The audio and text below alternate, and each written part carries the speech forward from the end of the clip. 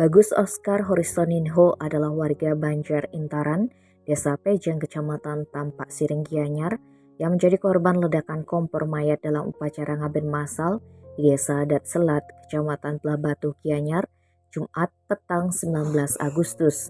Lelaki berusia 34 tahun tersebut sempat mendapatkan perawatan di Rumah Sakit Profesor Ngurah Sanglah Denpasar sebelum dinyatakan meninggal dunia karena luka bakar serius. Korban mewarisi usaha kompor mayat milik kakeknya bernama Imade Suwarte.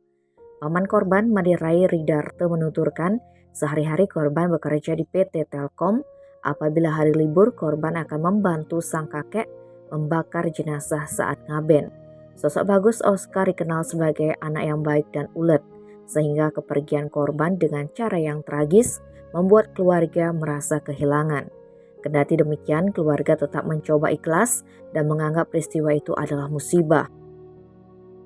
Bagus Oscar meninggalkan 2 orang buah hati yang masih kecil dan seorang istri bernama Ayu Sri Kartini. Anak pertama berusia 3 tahun dan anak kedua berusia 1 tahun. Sang istri dulunya juga bekerja di Telkom. Setelah menikah, ia memutuskan untuk fokus mengurus anak.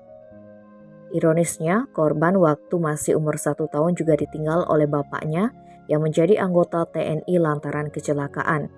Pihak keluarga dan pihak adat sepakat melakukan upacara kremasi terhadap jenazah Bagus Oscar di Krematorium Punduk Dawe Kelungkung Senin 22 Agustus 2022. Kremasi dilakukan lantaran akan berlangsung feodalan di Pura Kebu Edan di Desa Adat Pejeng. Tim Bali Express melaporkan.